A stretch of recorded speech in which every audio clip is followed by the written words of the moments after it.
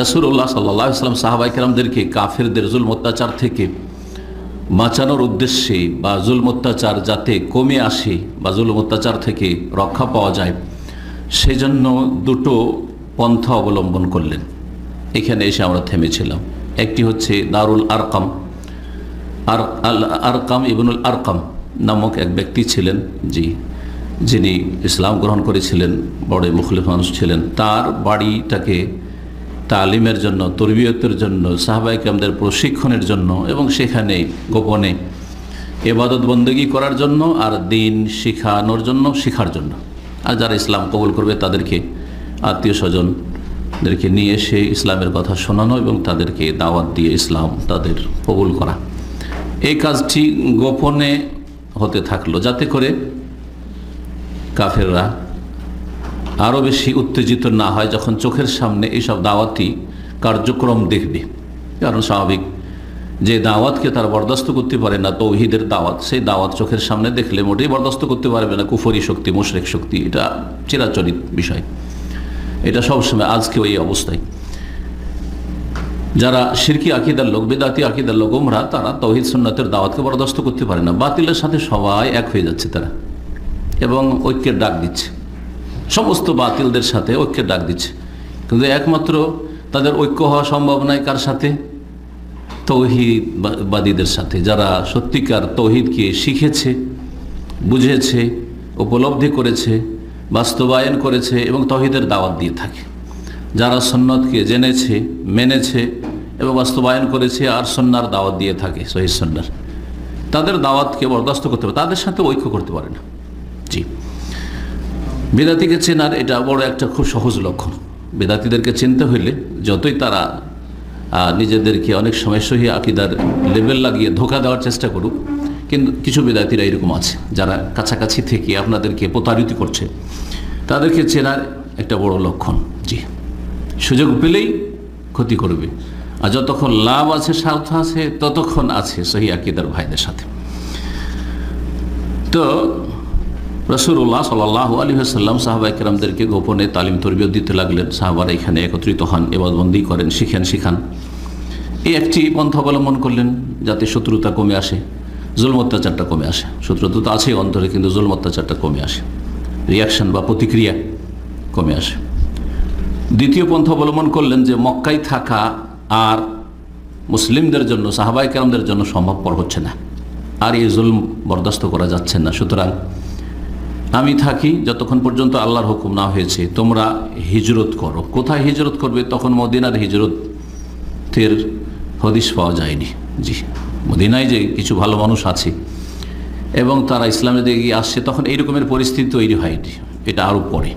তার আগে এই হিজরত, সেই হিজরত হচ্ছে হাবাসার হিজরত। আরবিতে হাবাসা যেটাকে বলা হয়, সেটা বাংলাতে বলা হয়, কি বলতে পারেন? আবেসিনিয়া কোনটাকে বলা হয়? যে বর্তমান দেশ প্রসিদ্ধ অনেকের কাছে ইথিওপিয়া, সেটা বৃহৎ ইথিওপিয়া, কিন্তু বিশেষ করে ইথিওপিয়ার একটা অংশ কেটে আর একটা ছোট্ট দেশ হয়েছে যেটা এরিট্রিয়া। আরবিতে এরিত্রিয়া বলে, এরিট্রিয়া। এটাই ছিল আপনার কেন্দ্র বা রাজধানী নাজাশির। নাজাশির নাম যখন আসলো তখন আমাদের জেনে রাখা ভালো হবে যে আবেসিনিয়া বা হাবাসার সেই যুগে যে কোনো শাসকের উপাধি হইতো নাজাশি। নাজাশি কোনো রাজার নাম না বিশেষ। অনেক মনে করে যে ওনার নামই মনে হয় নাজাশি ছিল, কিন্তু না, নাজাশি কোনো বিশেষ কোনো রাজা বা রাষ্ট্রপ্রধানের নাম নয়। নাজাশি মানমালাকাল হাবাসাতা ফহা নাজাশি, হাবাসার যে রাষ্ট্রীয় ক্ষমতা পেত তার নাম নাজাশি হইত। যেমন রোম সাম্রাজ্যের যে রাজা হইতো তার নাম হইতো কাইসার, জানা হইতো। পারস্য সাম্রাজ্যের যে রাজা হইতো তার নাম হইতো কেসরা, না কেসরা নাম তার পারভেজ ছিল ওই যুগে, যে যাকে চিঠি পাঠানো হয়েছিল। যেমন যেই নাজাশির গায়েবানা জানাজা রাসূলুল্লাহ সাল্লাল্লাহু আলাইহি ওয়াসাল্লাম পড়েছিলেন এবং যেই নাজাশি ইসলাম কবুল করেছিলেন রাদিয়াল্লাহু তাআলা আনহু, তিনি, জি, তো তিনার নাম ছিল আসহেমা। আসহেমা তার নাম ছিল, এটার নাম। তো গতকালকে যেমন বুখারী ক্লাসে আলোচনা করেছি যে পারস্যের রাজা যাকে চিঠি লিখেছে রাসূলুল্লাহ, তার নাম ছিল পারভেজ। কিন্তু যে কোনো ব্যক্তি পারস্য সাম্রাজ্যের রাজা হলে তার উপাধি হইতো, উপাধি কি হইতো? কেসরা। কায়সার রোমের, ইউরোপের, আগে রোম হচ্ছে, এখন রোমা ছোট্ট রোম একটা দেশ হয়ে গেছে। রোম মানে সব কিছু, আপনার ওই ইংল্যান্ড আর আপনার কি বলছে সুইজারল্যান্ড আর আপনার যতগুলি দেশ আছে, ফ্রান্স, সব মিলে, জার্মানি আর ইটালি আর সবগুলি মিলে সব হচ্ছে রোম। তখনকার বৃহৎ রোম, বিশাল রোম ছিল তখন। ওই রকমই পারস্য সাম্রাজ্যের একটা অংশ, বিশাল অংশ ইরাক ছিল। এখন ইরাক আলাদা দেশ, ইরাক আলাদা দেশ ছিল না। পারস্য সাম্রাজ্যেরই একটা অংশ হচ্ছে ইরাক, বরং আশেপাশের আরব দেশগুলির কিছু অংশ হইতে পারে, তুরস্ক আরব যেসব দেশগুলি রয়েছে তার কিছু অংশ হইতে পারে। তো কিসরা, এই জন্য নবী সাল্লাল্লাহু আলাইহি ওয়াসাল্লাম বলেছেন, ইযা হালাকা কিসরা ফালা কিসরা বাদাহু।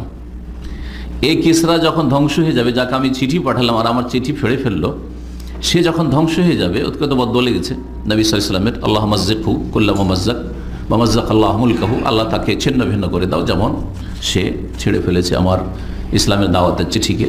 অবশ্যই দোয়া কবুল হয়েছে সাথে সাথে, সুতরাং ওইভাবে ধ্বংস হলো, যা কালকে শুনিয়েছিলাম সহিহ বুখারী দার্সে যারা ছিলেন।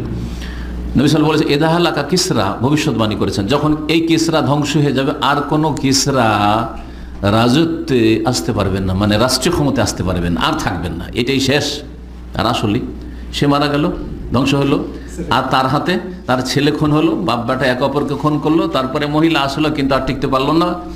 গতকালকে যে কথাটি বলেন, ওমর রাদিয়াল্লাহু তাআলা আনহু জামানায় সাদ ইবনে আবি ওয়াক্কাস রাদিয়াল্লাহু তাআলা আনহু, যে আশরা মুবাশশার প্রসিদ্ধ বিখ্যাত সাহাবী, তার নেতৃত্বে এই পারস্য সাম্রাজ্যে মুসলিমরা বিজয় লাভ করলেন মাত্র কয়েক বছর পরে, রাসূলুল্লাহ সাল্লাল্লাহু আলাইহি ওয়াসাল্লাম ইন্তেকালের পরে। কারণ মাত্র ১৪ বছর তো থাকলেন আবু বকর সিদ্দিক রাদিয়াল্লাহু তাআলা, তারপরে ওমর রাদিয়াল্লাহু তাআলা খেলাফত 10 বছরের। এই 10 বছর মধ্যে মাত্র 2-3-4 বছর যেতেই প্রায় 15 হিজরির দিকে আলহামদুলিল্লাহ পারস্য সাম্রাজ্যে বিজয় লাভ করলেন এই মুসলিম উম্মাহ। মুসলিম উম্মাহকে আল্লাহ সবসময় বিজয় দান করেছেন, কিন্তু মুসলিম উম্মাহ আল্লাহর দিন থেকে অনেক দূরে সরে গেছে। জি, ফিরে আসে আসল বিষয়ের দিকে। কথা এত দূরে কোত্থেকে চলে গেল? নাজাশি, তাই না? নাজাশি। ওলামারা যারা এই বিষয়টি নিয়ে আলোচনা করেছেন, এই যে রাজা আর মহারাজা শব্দটি, ওই যুগে ভারতের যারা রাজা হইতো তাদেরকে মহারাজা বলা হইতো, যে বড় মহারাজা বলা হইতো। এই মহারাজা শব্দটি ভারত থেকে শুরু করে মালয়েশিয়া, ইন্দোনেশিয়া পর্যন্ত মহারাজা শব্দটি এখন পর্যন্ত আছে। আপনি কোনো ইন্দোনেশিয়ান বা মালয়েশিয়ানকে জিজ্ঞেস করে দেখবেন যে তোমার দেশের রাজাকে, মানে কিংকে কি বলে? বলে মহারাজা। আমরা মহারাজা বলি, হিন্দিতে মহারাজা বলে, মালায় ভাষাতে মহারাজা বলে। জি। তো রাসূলুল্লাহ সাল্লাল্লাহু আলাইহি ওয়াসাল্লাম বললেন যে তোমরা এক কাজ করো, তোমরা হাবাসা আবেসিনিয়া হিজরত করে চলে যাও। শুনতে পেয়েছেন রাসূলুল্লাহ সাল্লাল্লাহু আলাইহি ওয়াসাল্লাম যে সেখানকার জনগণ খ্রিস্টান, আর খ্রিস্টান মুশরিকদের তুলনায় একটু অন্তত নমনীয় মুসলিমদের সাথে, বিশেষ করে তখনকার যুগে পরিস্থিতি যুগের আবর্তন বিবর্তনে বদলিতে পারে, যে সব খ্রিস্টান একই রকমের নয়।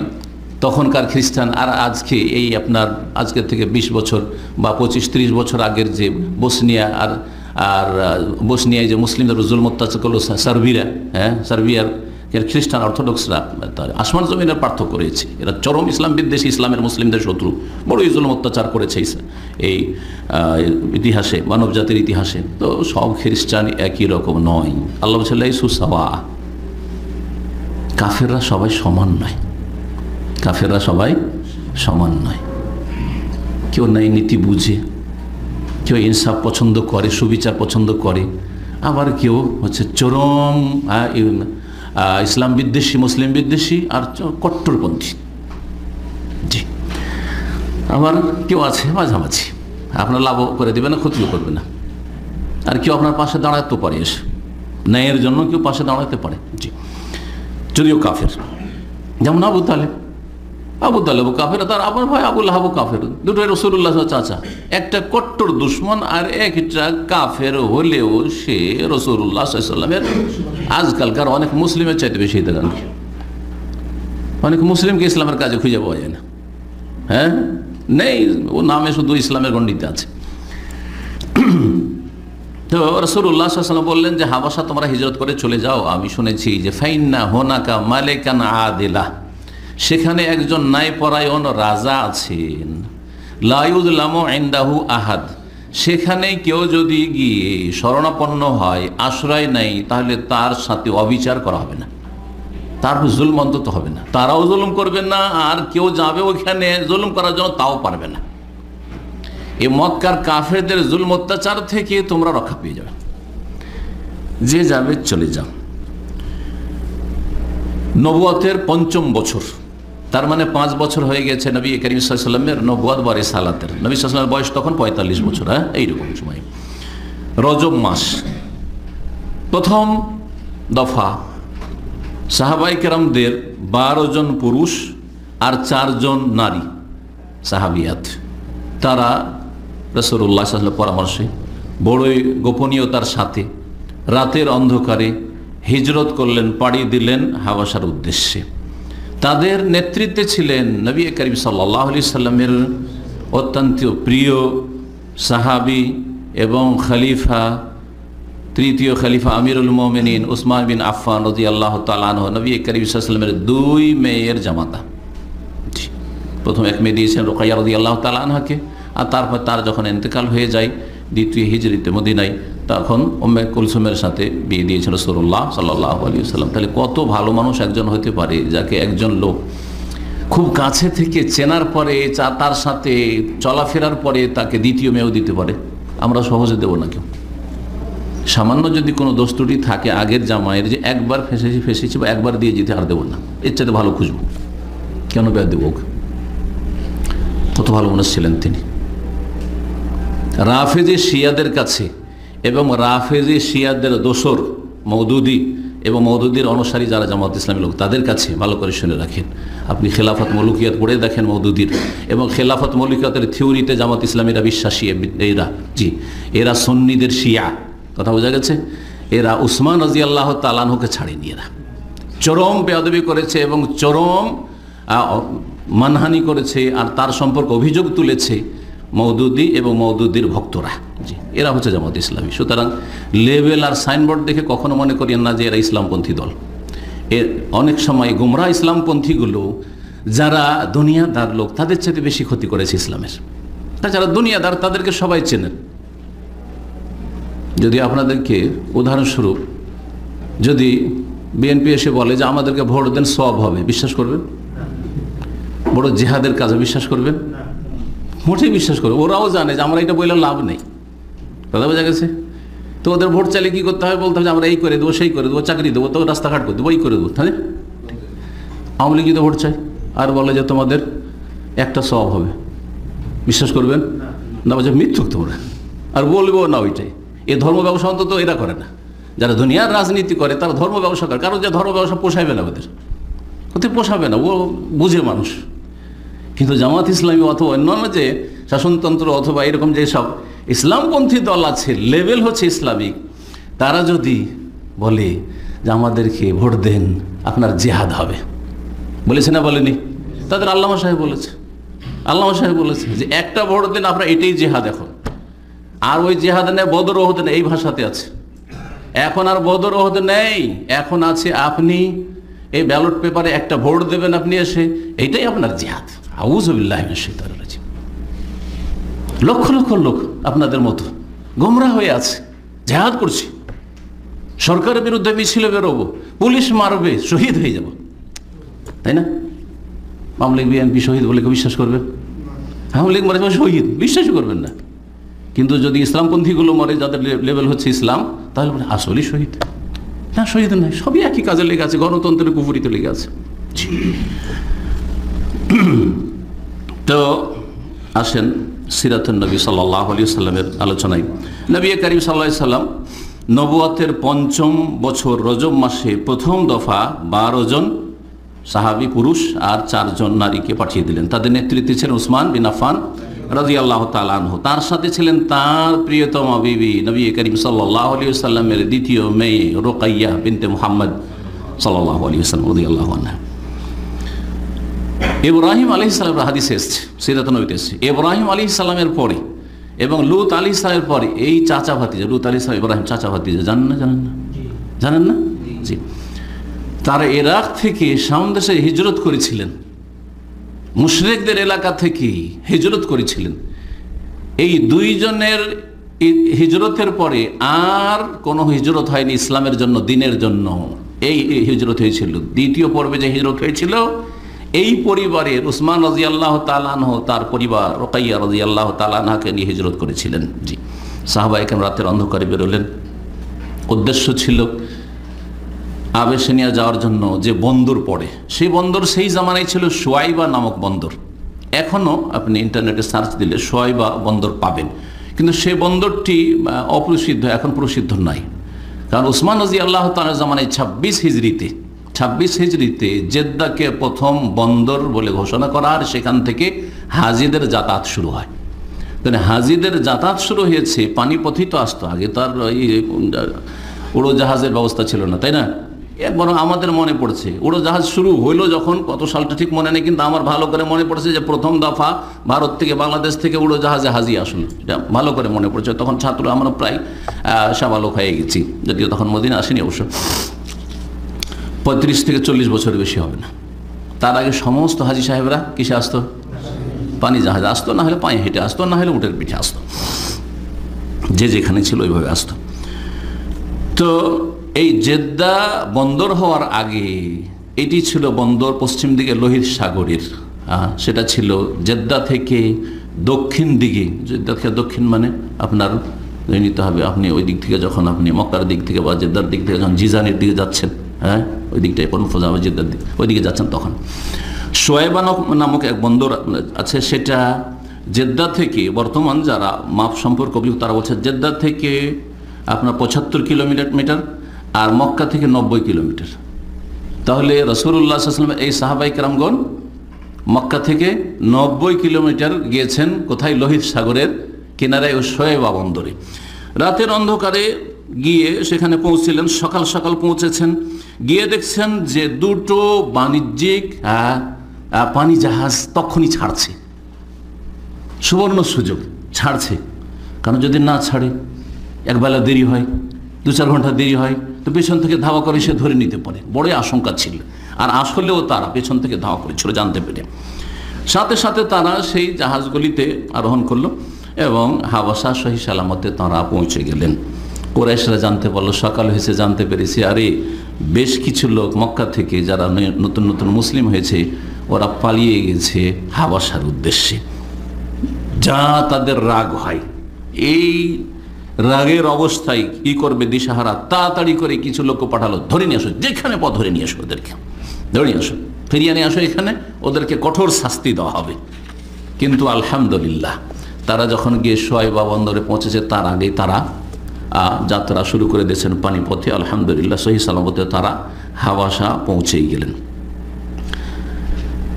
হাবাসা পৌঁছে যাওয়ার পরে তারা সেখানেই ছিলেন নবুয়াতের 5ম বছর রমজান মাস, মানে তার দুই মাস পরে, রজব মাসে এই হিজরত হলো।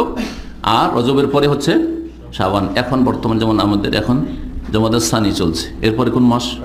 রজব, আর তারপরে শাবান, আর তারপর রমজান। তো রজবে এই হিজরত হলো হাবাসার প্রথম হিজরত, হিজরতে উলা। আর তারপরে রমজান মাসে নবুয়াতের 5ম বছরে, অর্থাৎ হিজরতের 2 মাস পরে রাসূলুল্লাহ সাল্লাল্লাহু আলাইহি ওয়াসাল্লাম মসজিদে হারামে গেলেন একদিন। সেই সময় কাবার চারিদিকে কুরাইশদের বড় বড় নেতারা এবং একটি দল, সব দল বেঁধে বসেছিল, তাদের নেতৃস্থানীয় ব্যক্তিরা সবাই ছিল ওখানে। সেই সময় সূরা নজম নাজিল হয়। সূরা নজমের তাফসীর পড়লে বুঝতে পারবেন যে কত অলংকারপূর্ণ এবং কত সুন্দর কথা রয়েছে। আর তাতে আকীদার কথা, তাওহীদের কথা, রিসালাতের কথা এবং নবী করিম সাল্লাল্লাহু আলাইহি সাল্লামের সেই মেরাজের দিকে ইঙ্গিত, সুম্মা দানা ফাতাদাল্লা ফাকানা কাবা কাউসাইনে আও আদনা, এসব কথা আল্লাহ রাব্বুল আলামিন রাসূল সাল্লাল্লাহু আলাইহি সাল্লাম অত্যন্ত জিবরিল আলাইহিস সালামের কাছে হয়ে গেলেন। তারপরে ইজ ইয়াগশা সিদরাতা মা ইয়াগশা মা যাগাল বাসার ওয়া মা লাকাদ রাআ মিন আয়াতি রাব্বিহিল কুবরা, আল্লাহ রাব্বুল আলামিন বিশাল নিদর্শন দেখলেন। সিদরাতুল মুনতাহার কথা ওতে রয়েছে। এই আয়াতগুলি এই সূরা নজমের সেই সময়ে নাজিল হয়েছিল। নবী করিম সাল্লাল্লাহু আলাইহি সাল্লাম ওই লোকেরা যে মক্কার কাফেররা বসেছিল সেখানে দাঁড়িয়ে গেলেন এবং পাঠ করা শুরু করলেন, তেলাওয়াত শুরু করলেন। রাসূলুল্লাহ সাল্লাল্লাহু আলাইহি ওয়াসাল্লাম দাওয়াত কিন্তু কোরআন দিয়েছিল, রাসূলুল্লাহ সাল্লাল্লাহু আলাইহি ওয়াসাল্লাম দাওয়াত কোরআন দিয়েছিল, শুধু মুসলিমদেরকে না, অমুসলিমকেও কাফেরদেরকেও কি দিয়ে দাওয়াত দিতেন? কোরআনে কারীম দিয়ে দিতেন। এটি হচ্ছে আল কোরআনের কিন্তু শিক্ষা। সূরা কাফ পড়ে দেখেন, ফাযাক্কির বিল কোরআনে মান ইয়াখাফু ওয়াইদ, কোরআন দিয়ে উপদেশ দাও ওই সব লোকদেরকে যারা আমার শাস্তিকে ভয় করে। যারা আমার শাস্তিকে ভয় করবে তারা কোরআন দিয়ে উপদেশ দিলে তারা সঠিক পথ ধরে নেবে, হেদায়েত হয়ে যাবে, সংশোধন করে নেবে, তওবা করে নেবে, ভালো হয়ে যাবে, খারাপ ছিল ভালো হয়ে যাবে। ফাযাক্কির বিল কোরআন, কোরআন দিয়ে ওয়াজ করতে হবে, কোরআন দিয়ে নসিহত করতে হবে, কোরআন দিয়ে উপদেশ দিতে হবে, কোরআন দিয়ে অ্যাডভাইস করতে হবে, কোরআন দিয়ে মানুষকে দাওয়াত দিতে হবে। এটি হচ্ছে কোরআনই শিক্ষা। এছাড়াও বেশ কিছু আয়াত রয়েছে যেগুলো বলা হয়েছে এই বিষয়গুলি। কিন্তু আজকালকার নিত্য নতুন দাওয়াতের তরিকায় অমুসলিমদের দাওয়াতের ক্ষেত্রে আধুনিক কিছু তরিকা অবলম্বন করেছে কিছু লোকেরা, যেখানে একটি কোরআনের আয়াতও পাঠ করা হয় না, একটি কোরআনের আয়াতের তাফসীরও পেশ করা হয় না, রাসূলুল্লাহ সাল্লাল্লাহু আলাইহি ওয়াসাল্লাম একটি হাদিসও পেশ করা হয় না। কিসের দাওয়াত দিচ্ছেন? এটা নবী সাল্লাল্লাহু আলাইহি ওয়াসাল্লাম সালাফদের আদর্শ নয়। এটা খেলাধুলা করে দাওয়াত, সাইকেল গিফট দেওয়া হচ্ছে, হ্যাঁ আরও কিছু গিফট দেওয়া হচ্ছে, না হয় ব্রোস্টেড খাওয়িয়ে দাওয়াত। জি হ্যাঁ, জি হ্যাঁ, যোগাযোগ পন্থা, খেলাধুলা, শুধু স্পোর্টস চলছে, খেলাধুলা, হ্যাঁ, আর শুধু হাসাচ্ছে। এই যে খেলাধুলাগুলি আছে, আপেল খাওয়া, আরও কিছু করা, আরও রশি ধরে টানা, আরও কিছু, এইগুলো দাওয়াত। এই দাওয়াত আমার প্রথম থেকে, আমি দাওয়াতের ময়দান আলহামদুলিল্লাহ অনেক দিন ধরে আছি, আলহামদুলিল্লাহ এখানে 22 বছর, তার আগেও থেকেছি 3 বছর, আর আলহামদুলিল্লাহ। কিন্তু আমার এই তরিকা কখনো পছন্দ না।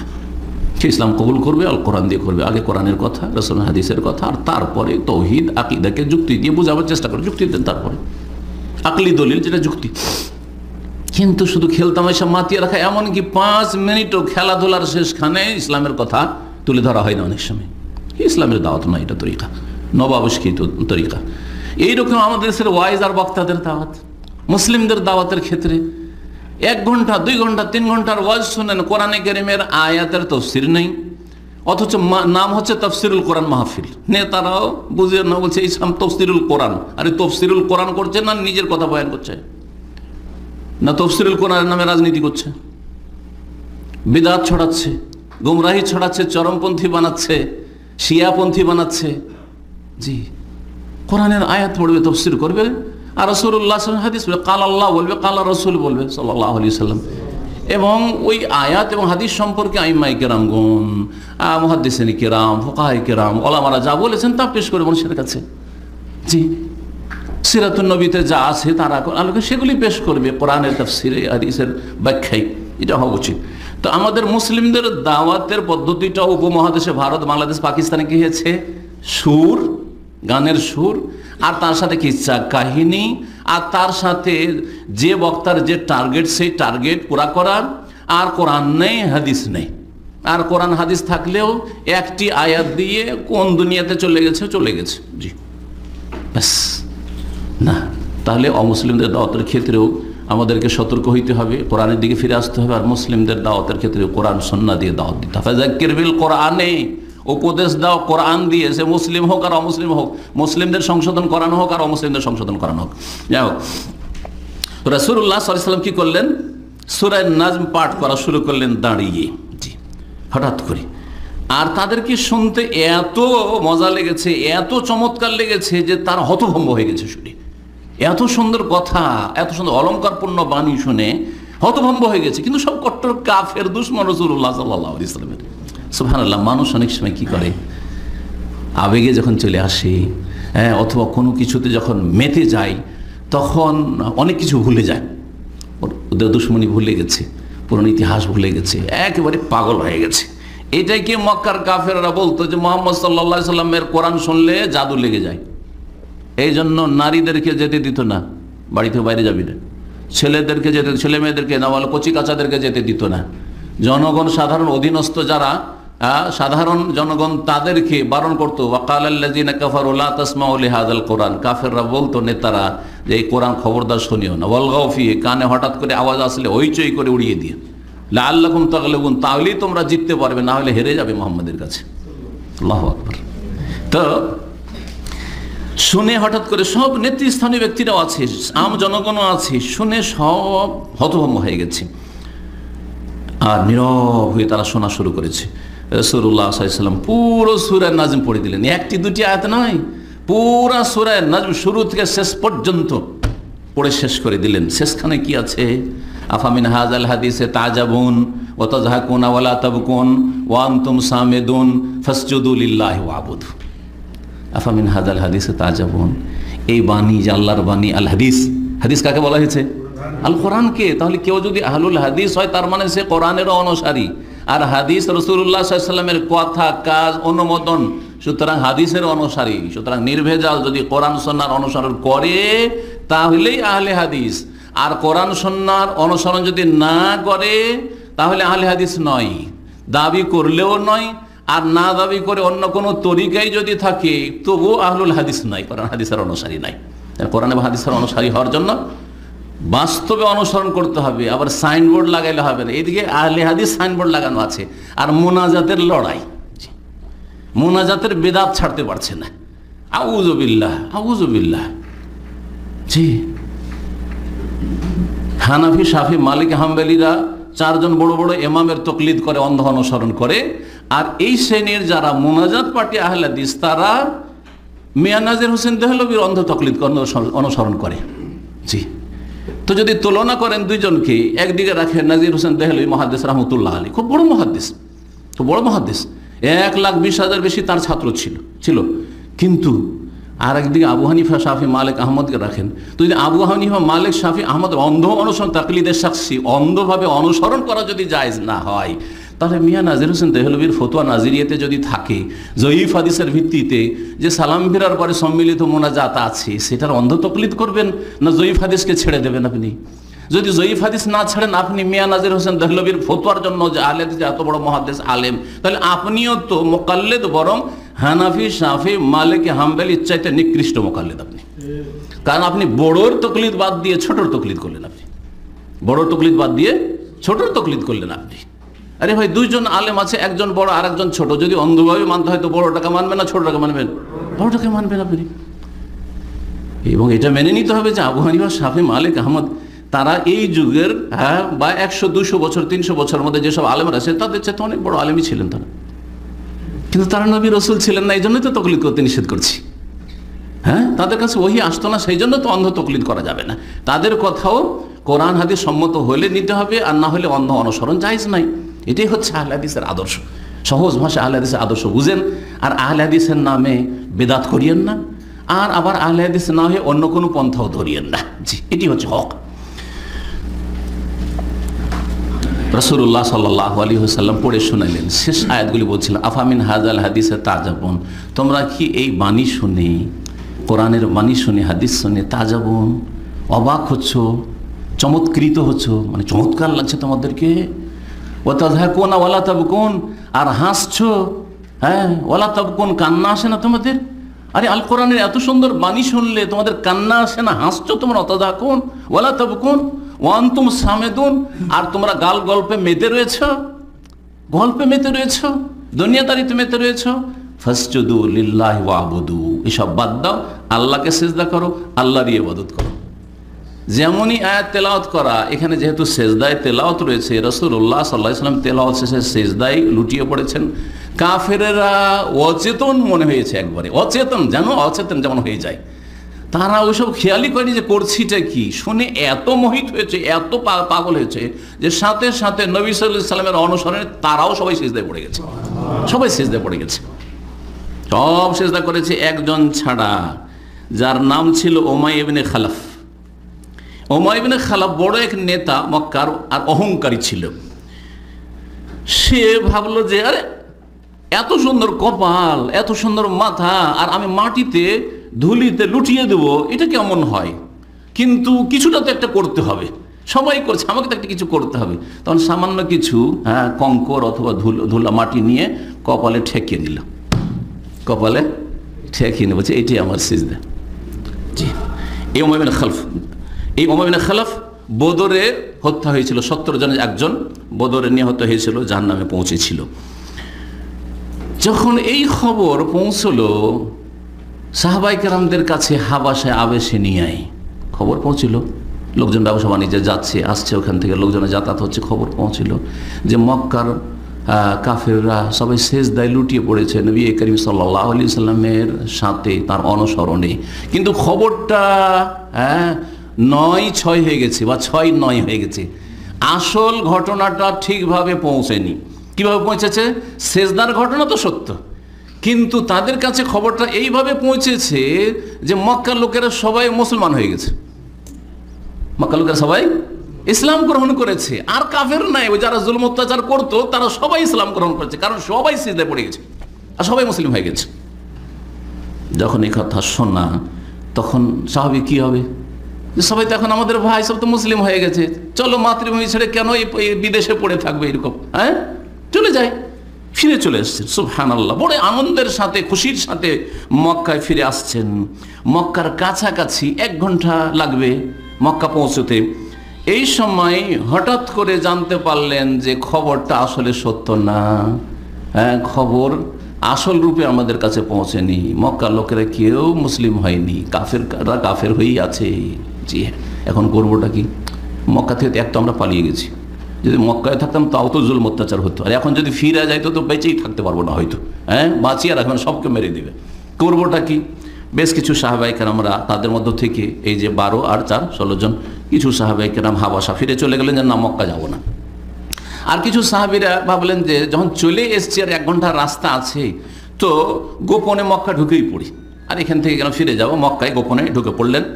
অথবা আর একটা পন্থা অবলম্বন করলেন, সেটা হচ্ছে যে কারো আশ্রয় নিয়ে প্রবেশ করা।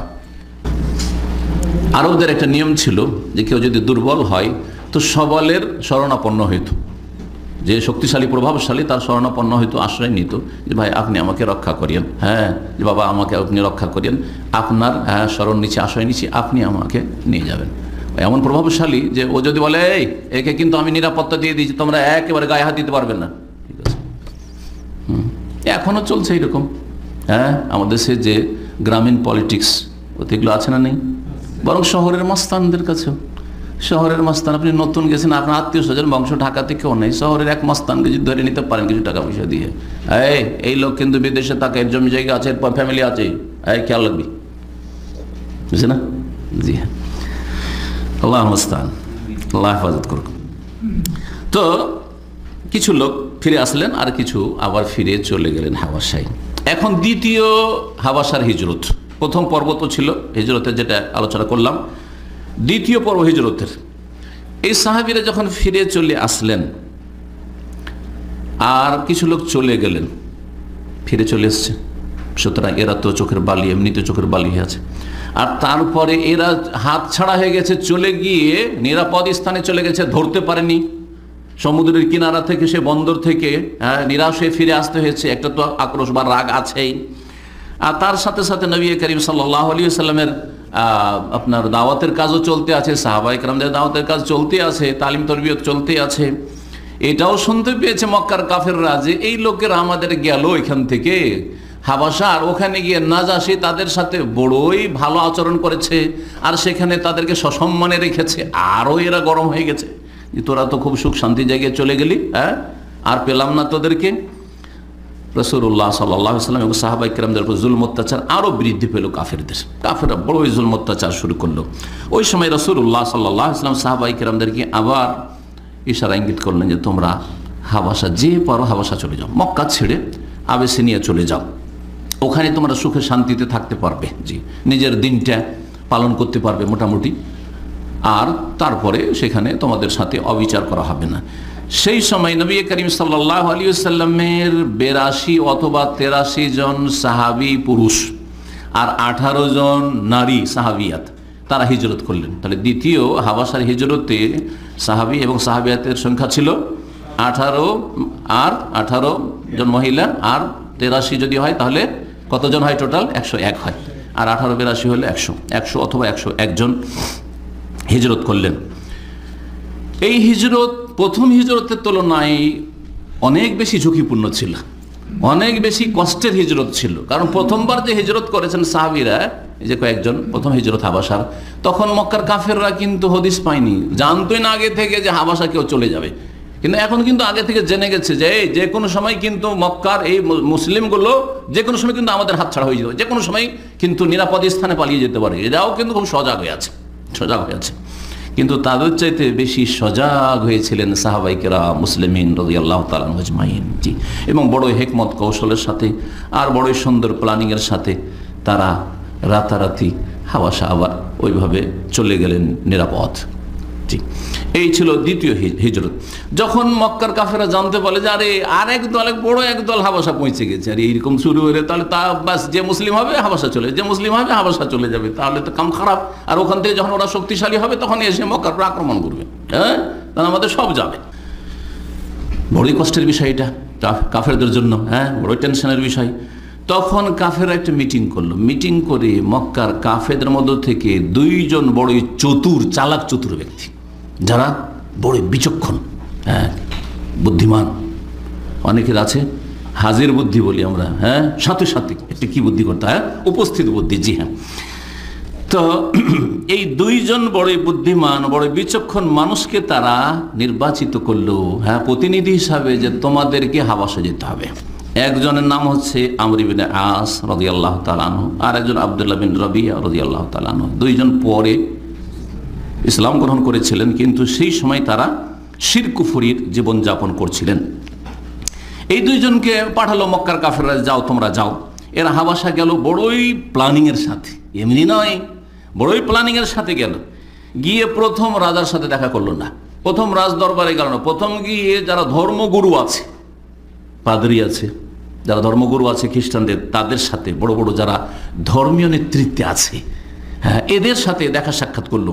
এবং দেখা সাক্ষাৎ করে তাদেরকে বড় মূল্যবান উপঢৌকন গিফট দিল তাদের মন জয় করার জন্য। জি, কারণ মানুষের প্রকৃতি মাল মানুষকে মাইল করে দেয়।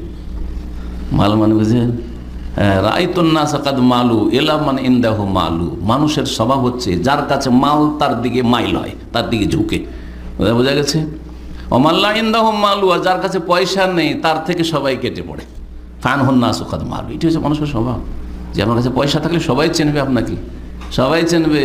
জি হ্যাঁ, আপনি অশিক্ষিত মূর্খ হইলেও আপনাকে স্যার সাহেব আর চৌধুরী সাহেব আর অমুক সাহেব সাহেব করে আপনাকে, হ্যাঁ, জি বস। জি,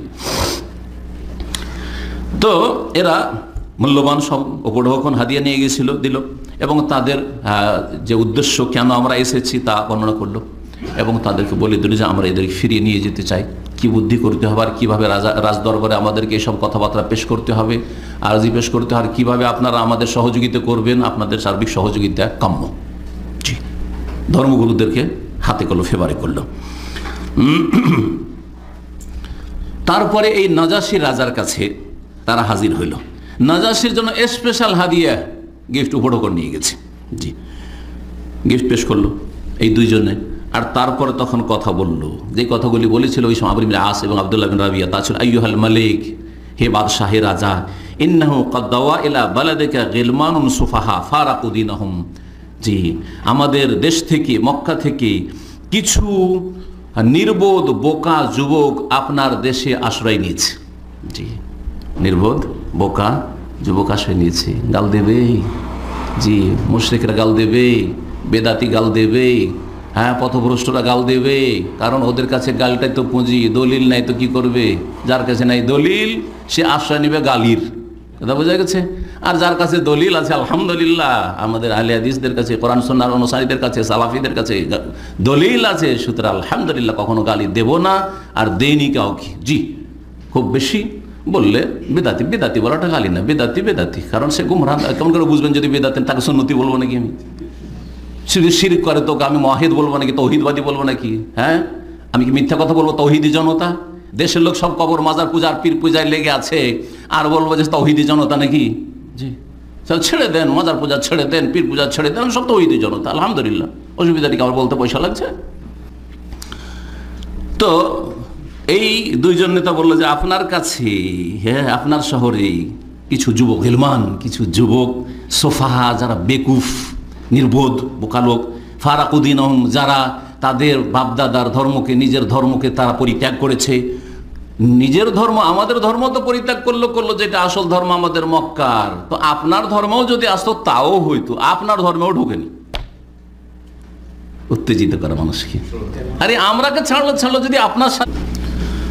আমাদের আলোচনা চলছিল, হ্যাঁ, আজকে পর্ব নম্বর 25, কিন্তু আমাদের রেকর্ডিং ডিস্টার্ব হয়, বাকি অংশটুকু আমরা আলোচনা কন্টিনিউ করতে পারিনি, বাকিটা পুরা করছি। আলোচনার বিষয়বস্তু চলছিল নবী করিম সাল্লাল্লাহু আলাইহি ওয়াসাল্লামের সাহাবায়ে কেরামদের হাবাসার দ্বিতীয় হিজরতে যারা হিজরত করেছিলেন তাদের সংখ্যা বললাম, এবং তারা যখন ওখানে সহি সালামতে পৌঁছে যাওয়ার পরে তাদেরকে ফিরিয়ে নেওয়ার জন্য মক্কার কাফেররা প্রতিনিধি 2 জনকে পাঠালো, এবং তারা গিয়ে রাজার সামনে যে অভিযোগগুলি করলো সেখানে আলোচনাটা করছিলাম।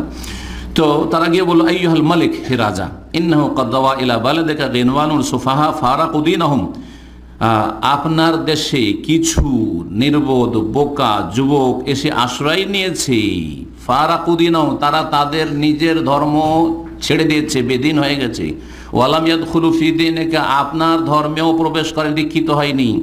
ওয়া জাউ বিদ্বীনিন ইবতাদাউহু, নতুন একটা ধর্ম নিয়ে এসেছে। ইবতাদাউ, দেখেন নবীর সাহাবীদেরকে তারা বেদাতি বলেছিল, তো আমাদেরকে যদি কেউ বেদাতি বলে, গোমরা বলে যে আহলে হাদিস বেদাত, সালাফিরা বেদাত, তো বলতে পারে না? বলবেই। মক্কার কাফেররা বলেছে, নবী সাল্লাল্লাহু আলাইহি ওয়াসাল্লাম সাহাবায়ে কেরাম যে এটা বেদাতি, দেখো বাপদাদা ধর্ম ছেড়ে নতুন ধর্ম নিয়েছে, বরং সাবি বেধর্মী বলতো। তা আপনাকে ওয়াহাবি বলতে পারে, তখন সাবি বলতো আর এখন ওয়াহাবি। জি, নতুন ধর্ম নিয়ে এসেছে। লা নারিফু নাহনু ওয়ালা আনতা, এমন ধর্ম নিয়ে এসেছে নব আবিষ্কৃত, যেটা আপনিও চেনেন না, জানেন না, আর আমরাও জানি না। আজব ধর্ম নিয়ে এসেছে। ওয়াকাদ বাআসানা ইলাইকা ফিহিম আশরাফু কওমিহিম মিন আবাহিম ওয়া আমামিহিম ওয়া আশাইরিহিম, আমাদেরকে পাঠিয়েছে তাদের সম্প্রদায়ের বংশধরের, যারা নেতৃস্থানীয় ব্যক্তি, তাদের বাবারা, তাদের চাচারা, তাদের বংশের লোকেরা, এই উদ্দেশ্যে যে আপনি ওদেরকে আমাদের সাথে ফেরত করে দেন, ফিরিয়ে দেন। ফাহুম আলাবহিম আইনান, কারণ তারা, তাদের বাপদাদা আত্মীয় স্বজনরা এদেরকে বেশি চেনে আমাদের চাইতে। ওয়া আলামু বিমা আবু আলাইহি, এবং তারা বেশি জানে যে তারা দস্তুটি অপরাধ করে এখানে এসে আশ্রয় নিয়েছে, এবং তারা চরম অন্যায় ওয়াতাবহুম ফি, এবং তারা অন্যায় কাজ করেছে। যেমনই এই দরখাস্ত পেশ করলো আমর ইবনে আস আর আব্দুল্লাহ বিন রাবিয়া, তখন আগে থেকে প্রস্তুত হয়েছিল ধর্মগুরু পাদ্রীগুলো সাথেই সমর্থন করলো যে বাদশাহ যা বলছে ঠিক, এদেরকে ফিরিয়ে দিতে হবে, এরা পলাতক, ওখান থেকে পালিয়ে এসছে, এরা সব অপরাধী লোক। নাজাশী ভাবলো যে না, একতরফা একচাটিয়া ফয়সালা দেওয়া যাবে না। তিনি চিন্তা করলেন যে না, আমি 2 পক্ষ থেকে শুনবো, যাতে করে আসল বিষয়টি সুস্পষ্ট হয়। মুসলিমদেরকে ডেকে পাঠালেন যে দেখো তো কোথায় আছে ওই লোকগুলো, ডাকো, দরবারে ডাকো। ডেকে নিয়ে আসা হইল। তারা আসলেন। যখন তারা আসলেন তখন তাদেরকে জিজ্ঞাসা করলেন বাদশাহ নাজাশী, মা হাযাদ-দীন আল্লাযী ফারাকতুম ফীহি কওমাকুম, এই ধর্মটা কোন ধর্ম, যেই ধর্ম তোমরা তোমাদের বাপদাদার ধর্ম, তোমাদের বংশধরের ধর্ম, যা তোমরা ছেড়ে দিয়েছো, আর ছেড়ে দেওয়ার পরে অন্য ধর্ম অবলম্বন করেছো, ওই ধর্মটা বা কি, তোমাদের ধর্মের নামটাই কি? ওয়ালাম তাদখুলু বিহি ফি দীনি, আর আমাদের ধর্মে আসনি, খ্রিস্টান ধর্মেও দীক্ষিত হওনি। ওয়ালা দীন আহাদি মিন হাযিহিল মিলাল, আরও অন্য যে জাতিগুলো আছে সেই সব ধর্মেও যাওনি, ইহুদিও হওনি, অন্য কোনো ধর্মে যাওনি, এই কোন ধর্মে তোমরা দীক্ষিত হয়েছো? জাফর ইবনে আবি তালিব, আবু তালেবের ছেলে জাফর রাদিয়াল্লাহু তাআলা আনহু, রাসূলুল্লাহ সাল্লাল্লাহু আলাইহি ওয়াসাল্লামের চাচাতো ভাই, তিনি প্রতিনিধি হিসাবে মুখ খুললেন, কথা বলতে শুরু করলেন মুসলিমদের পক্ষ থেকে, আর বললেন, আইয়ুহাল মালিক, হে রাজা, কুন্না কওমান আহলা জাহিলিয়া, আমরা এমন জাতি ছিলাম যারা মূর্খতার জীবনযাপন করছিলাম, জাহিলি যুগে ছিলাম। নাবুদুল আসনাম, প্রতিমা পূজা করতাম। ও না করুল মাইতা, মৃত জীবজন্তু খেতাম। ও নাতিল ফাওয়াহিশ, অশ্লীল কাজে, জেনা ব্যভিচারে লিপ্ত থাকতাম। ও নাক্তাউল আরহাম, আত্মীয় স্বজনদের সাথে সুসম্পর্ককে নষ্ট করি, সম্পর্ক ছিন্ন করতাম, দুশ্মনী রাখতাম। নুসিল জওয়ার, আর পাড়া প্রতিবেশীদের সাথে খারাপ আচরণ করতাম। ওয়াইয়া কল মিনাল কউই দাইফ, জোর যার মুলুক তার এই অবস্থা ছিল। আমাদের সমাজে মক্কায় জোর যার মৌলুক তার এই অবস্থা ছিল। ফাকুন্না আলা যালিকা, এইরকমই আমরা জীবনযাপন করছিলাম। হাত্তা বাস আল্লাহ ইলাইনা রাসূলা মিন্না, আমাদের মাঝে একজন রসুল আমাদের মধ্য থেকে আল্লাহ পাঠিয়ে দিলেন। মক্কাতে একজন নবী রসুল আল্লাহ পাঠিয়ে দিলেন। নারেফ নাসাবহু, তার বংশ পরিচয় চিনি। অসিদকাহু, তিনি যে সত্যবাদী তাও চিনি। ও আমানাতু, তিনি যে বিশ্বস্ত আল আমিন তাও চিনি আমরা। ও আফাপাহু, তিনি যে সচ্চরিত্রের মানুষ, জীবনেও তার পদস্খলন ঘটেনি চারিত্রিক, তাও চিনি। ফাদানা ইলাল্লাহি, আল্লাহর দিকে তিনি আমাদেরকে দাওয়াত দিলেন। লিনুওয়াহিদাহু, তৌহিদের দাওয়াত, এক আল্লাহর যাতে ইবাদত করি, এইসব দেবদেবীর পূজা না করি। ওয়া নাবুদুহু, তারই যেন ইবাদত করি এক আল্লাহর। ওয়া নাখলাউ মা কুননা নাবুদু নাহনু ওয়া আবাউনা মিন দুনিহি মিনাল হিজারাতি ওয়াল আওসান, আর ওই সব দেবদেবীর পূজা আমরা যেন ছেড়ে দিই যা আমরা করতাম, আমাদের পূর্বপুরুষরা করতো, পাথর পূজা করতো, মূর্তি পূজা করতো, এসব যেন আমরা ছেড়ে দিই। এই দাওয়াত তিনি দিলেন। তার মানে দাওয়াত হচ্ছে পজিটিভ আর নেগেটিভ। এক আল্লাহর ইবাদত বন্দেগীর দাওয়াত দিলেন, তৌহিদের দাওয়াত দিলেন, আর শিরক করতে, দেবদেবীর পূজা করতে, গাছপালার পাথরের পূজা করতে নিষেধ করলেন। ও আমারানা বিসিদ্দিকিল হাদিস, আমাদেরকে সর্বদা সত্য কথা বলতে উপদেশ দিলেন। ওয়াদাইল আমানা, আমানত আদায় করতে বললেন। সিলাতুর রাহিম, আত্মীয়দের সাথে সুসম্পর্ক বহাল রাখতে বললেন। ওয়া হুসনুল জিওয়ার, পাড়া প্রতিবেশীর সাথে ভালো আচরণ করতে বললেন। ওয়াল কাফফি আনিল মাহারিম ওয়াদ-দিমা, হারাম কর্মকাণ্ড থেকে বাঁচতে বললেন। ওয়াদ-দিমা, এবং মারামারি আর রক্তপাত থেকে আমাদেরকে বারণ করলেন। ওয়া নাহানা আনিল ফাওয়াহিশ, অশ্লীল কথা কাজ থেকে, জেনা ব্যভিচার থেকে আমাদেরকে বারণ করলেন। ওয়া কাউলিজ জুর, এবং মিথ্যা কথা বলতে নিষেধ করলেন। ওয়া আকল মালিল ইয়তিম, ইয়তিমের ধন সম্পদ অন্যায়ভাবে ভক্ষণ করতে নিষেধ করলেন। ওয়া কাযফিল মুহসানাত, সতী সাধ্যের অমরীদের উপর মিথ্যা অপবাদ দিতে নিষেধ করলেন। ওয়া আমারা নাবুদাল্লাহ ওয়াহদাহু লা নুশরিকা বিহি শাইআ, এবং আমাদেরকে নির্দেশ দান করলেন যে এক আল্লাহর যেন ইবাদত করি, তার সাথে কোনো কিছুকে শরীক না করি। ওয়া আমারানা বিস-সালাতি, আমাদেরকে সালাত পড়তে বললেন, যাকাত পড়েন, যাকাত আদায় করতে বললেন, সিয়াম বলছেন।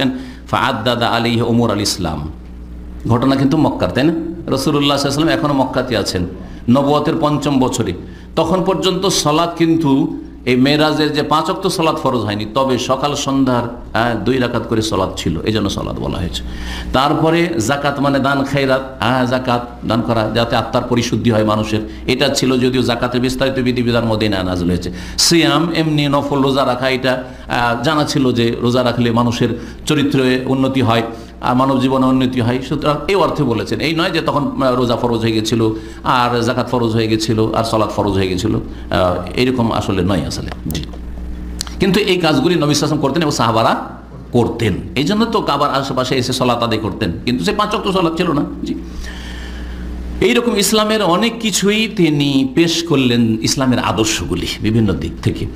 ফাসাদ্দাকনাহু, যখন রাসূলুল্লাহ সাল্লাল্লাহু আলাইহি ওয়াসাল্লাম এইসব দাওয়াত দিলেন, তখন আমরা তাকে বিশ্বাস করলাম। ওয়া আমান্না বিহি, তার প্রতি আমরা ঈমান নিয়ে আসলাম।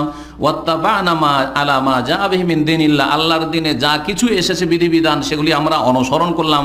ফাআবাদনা আল্লাহ ওয়াহদাহু, এক আল্লাহর ইবাদত শুরু করলাম, শিরক ছাড়লাম, হারামকে হারাম মনে করলাম, হালালকে হালাল মনে করা শুরু করলাম। ফাআদা আলাইনা কওমুনা, তখন আমাদের উপর আমাদের বংশধর জুলম অত্যাচার করা শুরু করলো। যেহেতু আমরা এই শিরক কুফরি আর পাপাচার ছেড়ে দিলাম, বাপদাদার এই কুসংস্কার, তখন আমাদের উপর এই চরম জুলম অত্যাচার শুরু করলো, সীমা লঙ্ঘন করা শুরু করলো। ফাআযাবুনা, চরম আমাদেরকে আযাব শাস্তি দেওয়া শুরু করলো। ওয়া ফাতানুনা আন দীনিনা, আমাদের এই ধর্ম থেকে ফিরাবার জন্য তারা প্রাণ চেষ্টা করলো। লিয়ারুদ্দুনা ইলা ইবাদাতিল আসনাম আওসান আনে ইবাদাতিল্লাহ তাআলা, মহান আল্লাহর ইবাদত থেকে ফিরিয়ে আবার আমাদেরকে মূর্তি পূজাতে বাধ্য করার চেষ্টা করলো। আর যাতে করে আগেও আমরা হারাম নোংরা বস্তু খেতাম, এখনও যাতে করে ওই সব নোংরা বস্তু খাই, মৃত জীবজন্তু খাই, এর জন্য বাধ্য করলো। ফালাম্মা কাহারুনা, যখন আমাদেরকে একবারে বাধ্য করলো। ওয়া জালামুন, আর চরম জুলম অত্যাচার করলো। ওয়া দাইয়াকু আলাইনা, আমাদের জন্য সেখানে বসবাস মুশকিল করে দিল। ওয়া হালু বাইনানা ওয়া বাইনা দিন, আমাদের দিন পালন করা বড়ই কঠিন করে দিল। খারাজনা ইলা বিলাদিকা, তখন আমরা নিরুপায় হয়ে আপনার দেশের উদ্দেশ্যে পাড়ি দিয়েছি, এই জন্য আমরা এসেছি। ওয়াখতারনাকা আলা মান সিওয়াক, অন্য কোথাও যাইনি, আপনাকে আমরা মনোনয়ন করেছি যে আপনার কাছে আমরা সুখ শান্তি পাবো, আপনি এখানে সুবিচার করবেন। ও রাগিবনা ফি জিওয়ারিকা, আপনার পাশে আপনার দেশে বসবাসের জন্য আমরা আগ্রহী হয়ে এসেছি। ও রাজাউনা, এই আশা নিয়ে এসেছি, আল্লাহ নুজলামা ইনদাক, যে আপনার কাছে আমাদের উপর জুলম হবে না। আপনার কাছে যদি চলে আসি আমরা, তো আমাদের উপর কেউ জুলম অত্যাচার করতে পারবেন। আইয়ুহাল মালিক, হে রাজা, এই হচ্ছে আমাদের বক্তব্য। ফালাম্মা সামিআন নাজাশি হাজা, নাজাশি বাদশাহ যখন এইসব কথাবার্তা শুনলেন, তালাবা মিন জাফর, তখন জাফর রাদিয়াল্লাহু তাআলা আনহুকে বললেন যে আচ্ছা, তোমাদের যে কিতাব যা পড়ে পড়ে শোনাচ্ছেন তোমাদের নবী, কিছুটা শোনাও তো, তেলাওয়াত করে শোনাও তো দেখি। কারণ উনি তো ইনজিলের পণ্ডিত ছিলেন, জ্ঞানী ছিলেন, তাওরাত ইনজিলের জ্ঞানী ছিলেন, তিনি আলেম ছিলেন। বললেন যে কেরাত শাই মিনাল কোরআন, কোরআনের কিছু অংশ পড়ে আমাদেরকে শোনাও তো। ফাকার আলী সাদরাম মিন কাফ হা ইয়া আইন সদ ও সূরাত মারিয়াম। কাফ, এটি হচ্ছে সূরা মারিয়াম। তখন সূরা মারিয়ামের শুরু থেকে বেশ কিছু আয়াত পড়ে শোনে। কাফ হা ইয়া আইন সদ যিকরু রাহমাতি রাব্বিকা আবদাহু যাকারিয়া ইয নাদা রাব্বাহু নিদান খাফিয়া, যাকারিয়া আলাইহিস সালামের কথা, তারপরে ইয়াহিয়ার কথা, আল্লাহ ইয়াহিয়াকে দিলেন, দোয়া করলেন। তখন তারপরে মারিয়াম আলাইহিস সালামের কথা, মারিয়াম আলাইহিস সালাম গর্ভধারণ করলেন কিভাবে, আর তারপরে ঈসা আলাইহিস সালাম পয়দা হলেন। ঈসা আলাইহিস সালাম যখন ভূমিষ্ঠ হলেন তখন সন্দেহ করা যখন লোকেরা শুরু করলো ঈসা আলাইহিস সালামের মায়ের উপর যেহেতু অসতী হয়ে গেছে, তখন তার সাথে লোকেরা কথা বলতে লাগলো যে কি করেছো, লাকাত যেতে সাইয়ান ফারিয়া, তুমি তো চরম অপরাধের কাজ করেছো, তুমি যার সন্তান নিয়ে এসছো এই কাজ করে ফেলেছো তুমি। মা কান আবুকা ইমরাআ সাওয়িন, তোমার বাপ তো এত খারাপ লোক ছিলেন। মা কান উম্মুকা বাগিয়া, হে মারিয়াম তোমার মাও তো কোনো বেশ্যা ছিল না, তুমি কেন এরকম হয়ে গেলে। তখন ফাআশারাত ইলাইহি, মারিয়াম আলাইহিস সালাম বললেন যে আমার সাথে কথা না বললে আর আমাকে তিরস্কার না করে এই বাচ্চাটার সাথে যে করলে আছে কথা বলে দেন আপনারা। কালু কাইফা নুকাল্লিমু মান কানা ফিল মাহদি সাবিয়্যা, আমরা কি করে কথা বলতে পারি, একটা বালক যে 1-2 দিনের হয়েছে, হ্যাঁ, যে তোমার কোলে আছে, আবার কথা বলতে পারে নাকি, কি কথা বল। কালা, ঈসা আলাইহিস সালাম লাফিয়ে কথা বলা শুরু করে, ইন্নী আব্দুল্লাহ, আমি আল্লাহর বান্দা, আমি ইবনুল্লাহ নয়, আমি আল্লাহর পুত্র না। কি বলেছিলেন? ইন্নী আব্দুল্লাহ। আতানিয়াল কিতাব, আমাকে আল্লাহ কিতাব দেবেন, ইনজিল দেবেন। ওয়াজআলানি নবী, আমাকে আল্লাহ নবী করেছেন, নবী হয়ে আসবো আমি। জি হ্যাঁ। ওয়াজআলানি মুবারাকান আইনামা কুনতু, যেখানে থাকি আমি বরকতের কারণ হব, আমি রাসূল, নবী হয়েছি। ওয়াউসানি বিস সালাতি ওয়াজ যাকাত, আমাকে সালাত পড়তে বলা হয়েছে, যাকাত দিতে বলা হয়েছে। মা দুমতু হাইয়া, যতদিন বেঁচে থাকো আজীবন। আল্লাহু আকবার।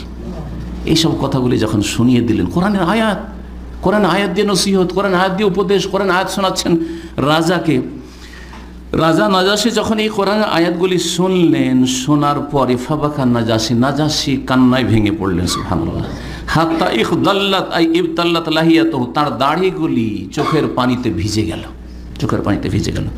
ও বাকাল আসাকিফাতু, যত পোপ পাদ্রী ওই যে হাদিয়া উপঢৌকনের ঘুষ খেয়ে এসেছিল পক্ষ নিতে, তারাও কান্নায় সব ভেঙে পড়লো, তাদেরও হ্যাঁ চোখ থেকে পানি এত প্রবাহিত হলো যে দাড়ি ভিজে গেল। আর তারপরে তাদের সামনে তাদের যে ধর্মীয় পুস্তকগুলি ছিল সেগুলি পর্যন্ত ভিজে গেল। হাত এই বাল্লু মাসাহিফাহুম, তাদের যে ধর্মগ্রন্থ ছিল সেগুলিও ভিজে গেল। সুম্মা কালা নাজাসী, তারপরে নাজাসী রাজা বলে, ইন্না হাযা ওয়াল্লাযী জাআ বিহি ঈসা আলাইহিস সালাম লা ইয়াখরুজু মিন মিশকাতিন ওয়াহিদা, এই যে কথাগুলি কোরআনের শুনাইলা, হ্যাঁ তুমি তোমাদের নবীর ওপর নাযিল হয়েছে বললে, এই কথাগুলি আর ঈসা আলাইহিস সালাম যে আদর্শ বা যে কিতাব ইনজিল নিয়ে এসেছেন, এই দুটোর উৎস হচ্ছে একই, দুটোই একই প্রদীপ থেকে বেরিয়ে এসেছে, দুটোই একই প্রদীপের আলো। লা ইয়াখরুজু মিন মিশকাতিন ওয়াহিদা, মিশকাত মানে প্রদীপও কখনো হয় ল্যাম্প, আর মিশকাত আবার আসল মিশকাতের অর্থ হচ্ছে যেখানে প্রদীপ বা ল্যাম্প রাখা হয়, যেটাকে আমরা তাক বলি। এখন তো না হয় টেবিল হয়ে গেছে, টেবিলের উপর ল্যাম্প রেখে দিচ্ছেন, সেটাও গেছে এখন হ্যাঁ আপনার বৈদ্যুতিক ল্যাম্প, তাই না, বৈদ্যুতিক আলো। কিন্তু এক সময় ল্যাম্পে কেউ পড়াশোনা করেছে? ল্যাম্পও ছিল না, তার আগে লণ্ঠনে পড়াশোনা করেছি, হারিকেনে। হ্যাঁ, তার আগে প্রদীপ, প্রদীপ কালি হয়ে গেছে তাতেও। হ্যাঁ, আছে না এরকম কেউ নেই মনে হয়, আছেন। আচ্ছা, সুবহানাল্লাহ। এই যে চেরাগটাকে, চেরাগ বা ওই যে প্রদীপ অথবা ল্যাম্পটাকে আগের যুগে কোথায় রাখতো? ঘরের একটা তাক থাকতো, দেয়াল ঘরের একটা তাক থাকতো মাটির, হ্যাঁ, ওই তাকে রাখা হইতো। এটাকে মিশকাত বলা হয়। সূরা নূরে আছে, আল্লাহু নূরুস সামাওয়াতি ওয়াল আরদি কামাসালি নূরিহি, হ্যাঁ, মাসালু নূরিহি কামিশকাতিন ফিহা মিসবাহ, এই যে কামিশকাতিন ফিহা মিসবাহ, ওই তাকের মতো যেই তাকে মিসবাহ ল্যাম্প রাখা আছে, প্রদীপ রাখা আছে। তো এখানে মিশকাত শব্দটি ব্যবহার করেছিলেন কে? বাদশা নাজাসী। বলছেন যে এই যে কোরআনের কথাগুলি তুমি শোনালে আমাকে, তোমাদের রসুলের প্রতি নাজিল হয়েছে, আর যা ঈসা আলাইহিস সালাম নিয়ে এসেছেন ইনজিল, লা ইয়াখরুজু, দুটোই বেরিয়ে এসেছে মিন মিশকাতিন ওয়াহিদা, একই তাক থেকে বা একই প্রদীপ থেকে। জি। সুম্মা খাতা মন্দুবি কুরাইশ, তারপরে রাজা নাজাসী কুরাইশের প্রতিনিধি যে 2জন এসেছিল তাদেরকে সম্বোধন করে বললেন, ইনতালিকা, যাও যাও যাও, ভাগো। ফালা ওয়াল্লাহি, আল্লাহর শপথ করে বলছি, লা উসাল্লিমুহুম ইলাইকুমা, তোমাদেরকে এদের হাওয়ালা, এদেরকে তোমাদের হাওয়ালা করব না, এদেরকে তোমাদের হাতে তুলে দেব না। ওয়ালা ইউকাদুন, এবং এখানে এদের বিরুদ্ধে কোনো ষড়যন্ত্র করতে পারবে না, সোজা চলে যাও। ষড়যন্ত্র করতে পারে? আবার কোন রকম তদবির করে আসতে পারে। ওয়ালা ইউকাদুন, এদের বিরুদ্ধে কোনো ষড়যন্ত্র করতে পারবে না। ফাখারাজা, তখন তারা লাঞ্ছিত হয়ে ধিকৃত হয়ে সেখান থেকে বেরিয়ে পড়লো। দ্বিতীয় দিন আমর ইবনে আস আর একটা বুদ্ধি আঁটলো, বড় বুদ্ধিমান ছিলেন তো আমর ইবনে আস। জাহিলিয়াতে যে কুফরের অবস্থায় ইসলামের বিরুদ্ধে এই বুদ্ধিকে লাগিয়েছে, এই বিচক্ষণতাকে লাগিয়েছে, আর ইসলামে আসার পরে ইসলামের খেদমতে এই বিচক্ষণতা আর এই বুদ্ধিকে লাগিয়েছে, তার ইতিহাস। তো আমর ইবনে আস রাদিয়াল্লাহু তাআলা আনহু অন্য আরেকটি হিলাতান ওখরা, আরেকটি হিলা চিন্তা করে। হিলা মানে বুঝেন তো, বাঁকা রাস্তা। এই জন্য স্ত্রীকে 3 তালাক দেওয়ার পরে হানাফি মাযহাবে সোজা রাস্তা দিয়ে তো হালাল হয়েছে না, বাঁকা রাস্তা দিয়ে হালাল কর। এক রাতের জন্য কাউকে বিয়ে দে, ইমাম সাহেবকে মুফতি সাহেবকে দিয়ে দে, আর তারপরে তখন ও হালাল করে দিয়ে দে। কিন্তু মুফতিও তো ছাড়তে চাই না। এখানে এক ভাই গত রমজানের আগে রমজানে এসছে, ওইরকম গত রমজানের আগে রমজানে এসছে, বলছে শেখ আমার স্ত্রীকে আমি 3 তালাক দিয়েছি, আর দেওয়ার পরে এরকম হয়েছে, মুফতিরা বলছে হিল্লা করতে হবে, হালালা করতে হবে। হালালাকে তো হিল্লা বলে বাঙালিরা, তো হিল্লা করতে হবে। তো আমি এই হিল্লা করতে এক মুফতি বলে আমি করে দিচ্ছি, মুফতির কাছে যেন ভর্তি তো আমি করে দিচ্ছি। মুফতি কত কত চরিত্রের চিন্তা করেন আপনি, কেমন চরিত্রের। এই মুফতি বলছে আমি হালাল করে দিচ্ছি, বিয়ে করেছে। বিয়ে করার পরে মুফতিকেও মজা লেগেছে আর এর বউকেও মজা লেগেছে। 1 দিন গেল, 3 দিন গেল, মাস গেল, ছাড়ে না। ওকে গিয়ে বলেও ছাড়তে চায় না, এখান থেকে টেলিফোন করেও ছাড়তে চায় না। ওর আত্মীয় স্বজন বলছে আমার বাপ মা ওরা বলেও ছাড়তে চায় না, আর মহিলাও আসতে চায় না। মহা মুশকিলে পড়েছে সত্যি কথা। সুতরাং খবরদার 3 তালাক দিতে যাবেন না, আর যদি কিন্তু কেউ 3 তালাক দিয়ে দেন তো এই হারাম নোংরামিতে যাবেন না, না হলে এইরকম মুফতিদের জালে ফাঁসবেন আপনি। জি, তো এই আর এক হিল্লা করলো। কি হিল্লা? আচ্ছা ঠিক আছে, পাঠাবে না নাজাসি, এমন একটা বুদ্ধি করব যে নাজাসি বাদশাকে পাঠাইতে হবে এদিকে আমাদের সাথে। নাজাসি দ্বিতীয় দিন এসে বলছে যে ইন্নাহুম ইয়াকুলুনা ফি ঈসা ইবনে মারইয়াম কাওলান আযীম। আরে জানেন বাদশাহ, ঈসা আলাইহিস সালাম যে আপনাদের নবী, এই নবী সম্পর্কে এরা খুব খারাপ মন্তব্য করে। আজকালকার বিদাতীদের চরিত্র হইছে, জি আমার সম্পর্কে বলে এবার আমাকে গাল দেয়, জি হ্যাঁ জি আমাদের বুজুর্গানের দিনকে গাল দেয়। আমাকে গাল দিয়েছে না, জীবনী সুন্দর, কত সুন্দর জীবনী বর্ণনা করেছে দেখেন, সে আজকে থেকে 15 বছর 18 বছর আগে। ঈসা আলাইহিস সালাম সম্পর্কে খুব খারাপ কথা বলে, খুব বড় কথা এরা বলে, অন্যায় কথা বলে। নাজাসি ডাকলো, ঠিক আছে দেখি তাহলে তদন্ত করে। জিজ্ঞাসা করলো জাফরকে, জাফর কি ব্যাপার, তোমরা নাকি ঈসা আলাইহিস সালামকে গালমন্দ করো তোমরা? নাকুলু ফি, জাফর তখন বলে নাকুলু ফি আল্লাযী জাআনা বিহি নবী সাল্লাল্লাহু আলাইহি সাল্লাম, যেই কথা নিয়ে আমাদের নবী এসেছেন সেটাই বলি ঈসা আলাইহিস সালাম সম্পর্কে। ঈসা আলাইহিস সালাম সম্পর্কে যা আমাদেরকে আমাদের নবী শিখিয়েছেন, কোরআন শিখিয়েছে তাই বলি। তখন পর্যন্ত কিন্তু সূরা মারিয়াম নাযিল হয়ে গেছে, যেই সূরাতে ঈসা আলাইহিস সালামের কথা বলা হয়েছে যে আব্দুল্লাহ, তিনি আল্লাহর পুত্র নন বরং আল্লাহর বান্দা। কি সেটা? বলছে হো আব্দুল্লাহি, নবী সাল্লাল্লাহু আলাইহি ওয়াসাল্লাম শিখিয়েছেন আমাদেরকে যে ঈসা হচ্ছেন আল্লাহর বান্দা, আল্লাহর পুত্র নন। ও রাসূলুহু, আল্লাহর রাসূল, তিনি রাসূল মর্যাদা দিয়ে দিলাম। আল্লাহর বান্দা মানে আল্লাহর শরীক বানাইলাম না, এটা হচ্ছে মধ্যম পন্থা। যদি তাকে ইবনুল্লাহ বলা হয়তো, আল্লাহর শরীক বানিয়ে ওপরে উঠিয়ে দেওয়া হয়তো, আর যদি রাসূল না মানতেন তাহলে নিচে নামিয়ে দেওয়া হয়তো। আমরা নিচেও নামাই না, ওপরে উঠাই না, যেখানে আল্লাহ রেখেছেন ওখানে রাখি, আব্দুল্লাহি ও রাসূল। জি, ও রুহু, এবং আল্লাহর স্পেশাল রুহ তিনি। রুহ মানে আল্লাহর স্পেশাল রুহ, মানে বিনা ভাবে যেহেতু আল্লাহ সৃষ্টি করেছেন, সুতরাং স্পেশাল রুহ দিয়ে আল্লাহ সৃষ্টি করেছেন। ও কালেমাত, এবং আল্লাহর স্পেশাল কালেমার মাধ্যমে, একটি বাণীর মাধ্যমে তিনি সৃষ্টি হয়েছেন। যে গর্ভধারণ করলেন মারিয়াম আলাইহিস সালাম তখন, জি কুন, আল্লাহ বলেছেন কুন হও, তখন হয়েছে এই কুন দিয়ে। আল কাহা ইলা মারিয়ামা আল আজরা, সতী সাধ্বী কুমারী মারিয়াম আলাইহিস সালামের উদ্দেশ্যে যে বাক্যটি নিক্ষেপ করেছিলেন জিবরাইল আলাইহিস সালাম, জি ফুঁক দিয়েছিলেন, যে জি আল বাতুল, জি বাতুল, যার কোনো পুরুষের দিকে চাহিদা ছিল না, মানে অবৈধ কোনো চাহিদা ছিল না, জি সতী সাধ্বী ছিলেন। ফাখাযা নাজাসি উদাম মিনাল আরদি, তারপরে এই কথা শুনে নাজাসি একটা লাকড়ি বা কাঠি জমিন থেকে উঠালেন। উঠার পরে বললেন ওয়াল্লাহি, আল্লাহর কসম করে বলছে, মা আদা, এই মা জাওয়াজা ঈসা ইবনে মারইয়াম মা কুল তাহাজাল উদ, এই যে কাঠিটা দেখছেন না, এই কাঠিটা যেমন দেখছেন সোজা হয়ে আছে, সোজা কাঠি, ঠিক ওই রকমই যেই কথাগুলি জাফর বলেছে ঈসা আলাইহিস সালাম সম্পর্কে, একবারে হুবহু বলেছে, আমাদের সাথে তার কোনো পার্থক্য নেই। হক কথা, সত্য কথা বলেছে। সত্য কথা বলেছে। তার মানে নাজাশিও ভালো করে সত্য দিনটা জানছিলেন ঈসা আলাইহিস সালামের, এই তৃতীয়বাদের কুফরিতে বিশ্বাসী ছিলেন না। তিনি ভালো করে জানছিলেন যে ঈসা আলাইহিস সালাম আল্লাহর পুত্র বলা ঠিক নয়, তিনি আল্লাহর রসুল, আল্লাহর গোলাম। জি, শেষ হয়ে যাচ্ছে। তারপরে নাজাশি ঘোষণা করে ইযহাবু, তাদেরকে বিদায় করে দিলেন, যাও তোমরা এখান থেকে বিতাড়িত। আর জনগণ যারা এই সাহাবাই কেরামগণ গিয়েছিলেন সেখানে আশ্রয় নিয়েছিলেন হিজরত করে, তাদেরকে বলে ইযহাবু ফাআনতুম শুয়ুমুন, এই আমেন, তোমরা এখানে নিরাপদ থাকো, বিআরজি, আমার দেশে। মান সাব্বাকুম গারিম, কেউ যদি তোমাদেরকে গালমন্দ করে তাহলে অবশ্যই তাকে ফাইন করা হবে, জরিমানা করা হবে। মান সাব্বাকুম গারিম, মান সাব্বাকুম গারিম, যদি কেউ তোমাদেরকে তুচ্ছ তাচ্ছিল্য করে, গালমন্দ করে বা কোনো খারাপ কথা বলে তাহলে অবশ্যই তাকে শাস্তি দেওয়া হবে। মা ওয়াহিব্বু আন্নালি দাবরান আই জাবালাম মিন যাহাবিন ওয়া আন্নি আযাইতু রাজুলাম মিনকুম, আমাকে যদি কেউ স্বর্ণের একটি পাহাড় দেয় যে এই তোমাদের কোনো একজনকে কষ্ট দিতে হবে, তবুও আমি কষ্ট দেব না, কষ্ট দেব না। সুম্মা আমারা বিরাদ্দিল হাদায়া আলা মানদুবি কুরাইশ, এদেরকে তো তাড়াইলেন, তার সাথে সাথে বললেন যে এই ওই যে গিফটগুলো নিয়ে এসছেন, ও নিয়ে আসো তো, উঠিয়ে নিয়ে আসো তো, যতগুলি হাদিয়া গিফট নিয়ে এসেছিল সবাই যাও যাও, তোমাদের হাদিয়া তোমাদেরকে মোবারক হোক, আমি লাগবে না, যাও নিয়ে যাও। যতগুলি গিফট উপঢৌকন নিয়ে গিয়েছিল, রাজার জন্য নিয়ে গিয়েছিল এই মক্কার এই দুজন প্রতিনিধি, তাদেরকে ফেরত করে দিল। ফাখারাজা মাকবু হাইনে, তারা লাঞ্ছিত ধিকৃত হয়ে সেখান থেকে বেরিয়ে পড়লো। আকামাল মুসলিমুনা বিখাইরে দারিন মা খাইরে জার, সুখ শান্তির সাথে মুসলিমরা সেখানে বসবাস করতে শুরু করলো এবং সুন্দর ভালো আচরণের, ভালো চরিত্রের প্রতিবেশীদের সাথে তারা সেখানে থাকা আরম্ভ করলো। এখানে আজকের আলোচনা শেষ করছি। আলোচনা হয়তো লম্বাই হয়ে গেল, কিন্তু খুব গুরুত্বপূর্ণ কথা ছিল এবং কথাগুলি পূরণ করা জরুরি ছিল। আল্লাহ যেন আমাদের এই ভালো কথা জানার এবং সেই অনুযায়ী জীবনযাপন করার তৌফিক দান করেন। নবী করিম সাল্লাল্লাহু আলাইহি ওয়াসাল্লামের সিরাতের অনুসরণে যেন তৌফিক দান করেন।